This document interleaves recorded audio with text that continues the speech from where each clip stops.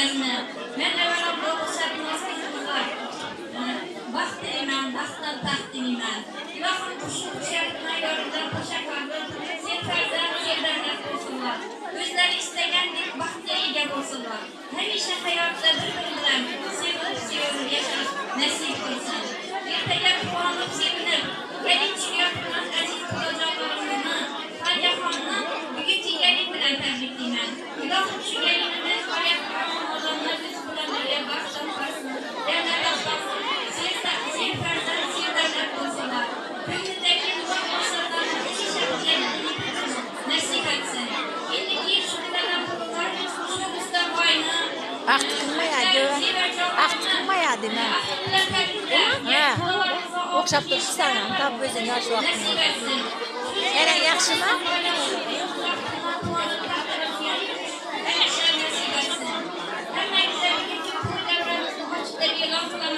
Aldığımıza koyulan boz nimetlerden yegişip oturup bugünkü toyumuzdan peysler peyş kuşasla degen ümitlemiz. Mene bugünkü bu toyumuzdadır. Kızıkarlı, sevmezmun, ötkeziz için bugünkü devremizde yine senatkarlarımız teşvik buyurganlar, senatkarlarımıza avazlarımıza baş koşulsun, senatimize senat koşulsun. Hemşe başımız toydan çıkmasın. Bizim mehradamızın hiçbir yaşı günlerinde toylarında hizmet ediyoruz, sizlere nasip etsin. Sporda ülkemizin kalmaya, sizin emizlerimizde icra edilirken olduğu kıyme, hemşe sağlam olduğunuz, senatkarlara hoş karşılık toylarda hizmet nasip etsin. Hala barik olasın. İkiniz al vereyim ben.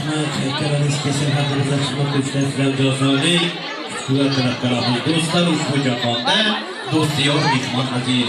Do'styorlar davrasida men tomdi onlarni ikkala shu vaqtda yozilgan to'kin hojim dasturxonlarimiz atrofiga to'ldirmoqqa hozir tomonga teklif qilamiz. Kelajagimiz hamda kuyimiz baxtini tilab qolishimiz vaqt bo'lsin. Hammangizga yaqin ishtaha, yaxshi kayfiyat tilamiz. Xalqimiz ijozlatlari bilan baxtli kelajagimizga o'tirishga ruxsat qilamiz. O'tiring, baxtli bo'ling.